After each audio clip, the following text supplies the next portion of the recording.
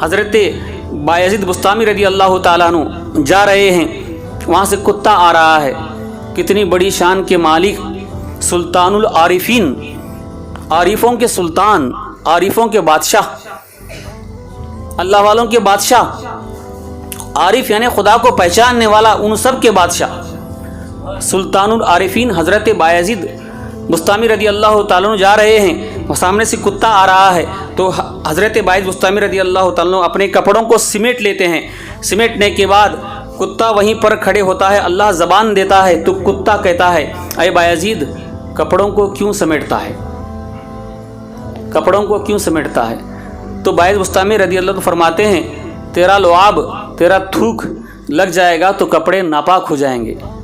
تو کتا جواب دیتا ہے اے بایزید تھوک لگ جائے گا تو پانی سے دھو لے گا، 1 نہیں 7 مرتبہ دھو لے تو پاک ہو جائے گا. مگر یاد رکھ تیرے دل میں تکبر کی غلاظت، تکبر کی گندگی پیدا ہو گئی. یہ ادنا ہے میں اعلیٰ ہوں، یہ نیچ ہے میں افضل ہوں، یہ چھوٹا ہے میں بڑا ہوں.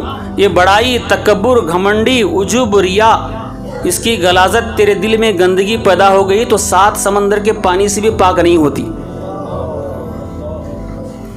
تو اتنے بڑی ولی ساختے میں آ جاتے ہیں، کھڑے ہو جاتے ہیں. اے کتے تو اتنی دانائی کی باتیں کرتا ہے، کتنی اچھی باتیں کرتا ہے، چل تو میرے ساتھ میں رہے، آ جا میرے ساتھ میں رہے. بلاتے ہیں تو کتا کہتا ہے تم انسانوں کا ہم کتوں کا سنگم ہو نہیں سکتا، تم انسانوں کا ہم کتوں کا سنگم ہو نہیں سکتا. تم انسان لوگ برسوں کا اناج اسٹاک کرتے ہو، جمع کے رکھتے ہو، ہم کتے آج کی کھاتے ہیں کل کی اللہ پہ چھوڑتے ہیں. آج کی کھاتے ہیں کل کی اللہ پہ چھوڑتے ہیں، اس لیے تمہارا ہمارا سنگم ہو نہیں سکتا. معمولی ایک کتے سے اللہ کی اتنی بڑی ولی کو سبق ملا. تو یہ تکبر کتنی بری بلا ہے، یہ گھمنڈی کتنی بری بلا ہے. شیطان کا یہ پہلا گناہ ہے. اکڑ گیا یہ آدم مٹی سے بنا ہے، میں آگ سے بنا ہوں، اس کے سامنے میں کیوں جھکوں. جس درخت میں پھل زیادہ ہوتے ہیں وہ درخت ہمیشہ جھکا ہوتا ہے، جس درخت میں پھل نہیں ہوتے ہمیشہ اکڑ کے رہتا ہے. یہ اکڑنے والے بے پھل درخت کی طرح ہیں، یہ جھکنے والے پھلدار درخت کی طرح ہیں، ہمیشہ سب کو پھل کھلاتے رہتے ہیں. دنیا میں آئے یہ 5.5 فٹ 6 فٹ کا ایک جسم لے کے گھوم رہے ہیں، پیٹ میں اتنی بدبودار غلاظت ہے، اس کو نکالنے کے لیے لوگوں سے دور جانا پڑتا ہے. اگر مجلس میں ہوا نکلتی ہے تو تمہیں شرم آتی ہے، عزت کی بے عزتی ہو جاتی ہے. اتنا بڑا گندا، عقل کا اندھا، اللہ کا بندہ، پھر بھی اکڑپن. حیج کیا میرے اندر، میں کیوں اکڑوں، کیوں تکبر کروں، کس بات پہ تکبر کروں، میرے اندر کچھ بھی نہیں ہے. میں اتنا بیان کر رہا ہوں، اللہ نے یہ مقام دیا ہے. نہیں، میرے ایک چھوٹے کو گناہ کو اللہ کو ناپسند ہے. ایک چھوٹا میں نے گناہ کیا تھا، چھوٹا گناہ جسے گناہ صغیرہ کہتے ہیں. ایک کانٹا پڑا تھا، میں دیکھ کے بھی انجان ہو کے چلا گیا، حالانکہ اٹھا سکتا تھا. ایسے ہی دیکھ کے انجان ہو کے چلا گیا. وہ ادا میری اللہ کو ناپسند آئی. بروز قیامت اللہ تعالیٰ مجھے پکڑ لے گا. تو خلیفہ تھا، تو بیان کرتا تھا، تیری یہ غلطی مجھے پسند نہیں آئی، سارے تیری نیکیوں کو میں نے مٹھا دیا، چل جہنم میں لے جاؤ فرشتوں اس کو. اس کی جنت، اس کی جہنم. وہ مالک جنتی کو جہنم میں ڈال دے، جہنمی کو جنت میں ڈال دے. اسے کون پوچھے گا؟ جس کو ہم گنہگار سمجھتے ہیں، جوتوں میں بٹھاتے ہیں، پتھر مارتے ہیں، بیوقوف کہتے ہیں، جہنمی کہتے ہیں، ایسے بندے کو اللہ تعالیٰ ایک چھوٹی ادا، کیلے کا چھلکا گرا تھا یا اندھے کو راستہ دکھایا تھا، وہ ادا اللہ کو اتنی بھا گئی، بروز قیامت اللہ تعالیٰ شان سے کہتا ہے اے میرے فرشتوں یہ دیکھو میرا نیک بندہ آ رہا ہے. ہم عقل کے اندھے کہیں گے یا اللہ یہ نیک بندہ کب بن گیا، یہ تو جہنمی تھا، یہ تیرا نیک بندہ کب بن گیا؟ تو اللہ تعالیٰ فرمائے گا یہ بندہ ایک کیلے کے چھلکے کو نکال کے پھینکا تھا، راستے سے ہٹایا تھا، اور جاتے جاتے ایک اندھے کو راستہ پار کرایا تھا. یہ ادا مجھے اتنی پسند آ گئی تھی، سارے گناہ کو مٹھا کر میں نے اسے جنتی بنا دیا. کیوں اکڑپن کروں میں؟ میرے اندر ہے کیا میں نیکیوں پر ناز کروں؟ بھروسہ نہیں، سب خدا کی رحمت کے محتاج ہیں. کسی کی نیکی جنت میں نہیں لے کے جائے گی. نیکیاں حساب میں کاؤنٹنگ رہیں گی، مگر نیکی کے بھروسے مت رہو، خدا کے کرم سے نبی کے صدقے میں ہم جنت میں جائیں گے۔ جب تک دو چیزیں ہمارے ساتھ نہیں ہیں ہم نہیں جا سکتے۔ ارے ہماری نیکیاں 60 برس کی عمر نہیں، اللہ نے 1000 برس کی عمر بھی دی ہے۔ دن رات عبادت کرتے رہیں گے، عبادت کرتے رہیں گے، نماز پڑھیں گے، روزہ رکھیں گے، 1000 برس رکھیں گے روزہ نماز تو کرتے رہیں گے، تو بھی وہ نیکیاں جنت کے دروازے تک جاتے جاتے ختم ہو جائیں گی۔ قیامت کا دن 50,000 برس کا ایک دن ہوگا، دھوپ کڑاکی کی ہوگی، ایک قطرے پانی کو انسان ترسے گا۔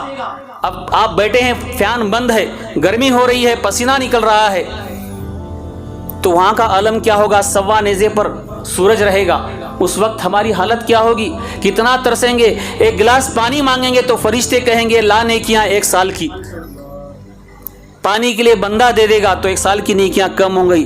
اسی طرح بڑھتے بڑھتے تم جنت کے دروازے کو جاؤ گے تو نیکیاں پوری ختم ہو جائیں گی۔ ارے ہمارے پاس نیکیاں ہیں کتنی؟ اللہ نے اگر ہمیں 60 سال کی عمر دی ہے، 60 سال کی عمر دی ہے تو دن رات میں کتنے گھنٹے؟ 24 گھنٹے۔ 24 میں 3 ڈیوائیڈ کر دو، 3 حصے کر دو، 8 8 کے 8 8 2 16 8 3 24 برابر، تو 8 گھنٹے ہو گئے۔ تو اللہ نے تمہیں 60 سال کی، ہمیں 60 سال کی عمر دی، تو 60 میں 3 حصے کرو، 20 20 20، تو 60 سال کی اللہ نے عمر دی ہے، تو دن رات میں اگر ہم 8 گھنٹے بھی سوئیں گے، 8 گھنٹے بھی سوئیں گے تو 20 سال ہمارے سو کے چلے گئے۔ 20 سال، یہاں بھی 60 برس میں 3 حصے کے 20 20 20، 24 گھنٹے میں 3 حصے کے 8 8 8، تو اللہ نے 60 برس کی عمر دی ہے، تو ہم 8 گھنٹے دن رات میں سوئیں گے تو بھی 20 سال خالی سو کے چلے گئے۔ اب بچے 40 سال، 40 سال میں 15 سال یا 10 12 سال جوان ہوتے ہوتے ہوئے، جوان ہونے کے بعد جوانی کی جوش میں گناہ کرتے کرتے وہ 10 سال چلے گئے، 40 سال چلے گئے، 20 سال، 20 سال کی عمر میں کیا کیا؟ شادی ہوئی، بچے ہوئے، بچوں کی شادی کرتے کرتے وہ حرارت میں زندگی چلی گئی۔ 50 سال، بچے 10 سال، نواسا نواسی آ گئے، ان کے پیار میں دیوانے ہو گئے، تھوڑی نماز پڑھی نہیں پڑھی، کچھ یاد ہے کچھ یاد نہیں، بوڑھے ہو رہے ہیں، دماغ کمزور ہے، تو کتنی مختصر زندگی ہے۔ اور ایک بات لے لو، دیکھو کتنی اسلام کا جو بھی ضابطہ ہے وہ ایک حقیقت ہے، ایک سمجھنے کے قابل ہے۔ انسان کو جب پیدا ہوتا ہے تو اذان دی جاتی ہے، نماز نہیں پڑھی جاتی، اور جب مرتا ہے تو نماز پڑھی جاتی ہے، اذان نہیں دی جاتی۔ اس میں کیا بتایا جا رہا ہے؟ بندے کو ایک سبق ہے، سبق یہ ہے کہ بندے اذان کے بعد نماز پڑھنے میں، جماعت ٹھہرنے میں کتنا وقت لگے گا؟ 15 منٹ۔ 5:15 کو اذان ہوئی، 5:30 کو جماعت ہے کہ نہیں؟ اس سے بھی آگے جاؤ، اقامت ہونے کے بعد تو ٹائم ہی نہیں ہے، بس 2-4 سیکنڈ جماعت ٹھہر گئی، تو اذان بھی ہوئی، اقامت بھی ہوئی،